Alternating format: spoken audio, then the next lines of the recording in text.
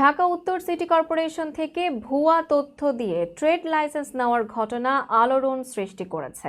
এমনকি মার্কিন president Donald Trump, প্রযুক্তি উদ্যোক্তা ইলন মাস্ক ও মার্ক জাকারবার্গের নামেও ব্যবসার লাইসেন্স ইস্যু হয়েছে। সম্প্রতি ডিএনসিসি ট্রেড লাইসেন্স প্রক্রিয়া সহজ করায় যাচাই বাছাই ছাড়াই অনেকেই ভুয়া পরিচয়পত্র ও ঠিকানা ব্যবহার করে লাইসেন্স সংগ্রহ করছেন।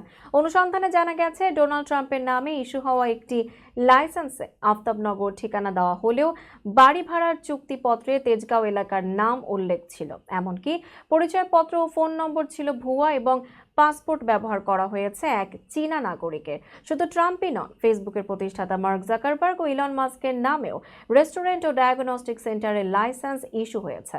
ভুয়া তথ্য জমা দেওয়া হলেও ডিএনসিসি যাচাই ছাড়াই তা অনুমোদন দিয়েছে। একটি ঘটনা আরও বিস্ময়কর। মোহাম্মদ নুরুজ্জামান নামে একজন আইসক্রিম কারখানার লাইসেন্স নিয়েছেন আবাসিক ভবনে। সাংবাদিকরা গেলে সেই ঠিকানায় প্রতিষ্ঠান খুঁজে পাননি। ফোনে নুরুজ্জামান জানান, তিনি ডিএনসিসির এক শামসু নামের ব্যক্তিকে 10,000 টাকা দিয়েছেন, যদিও লাইসেন্স ফি ছিল মাত্র 4,266 টাকা।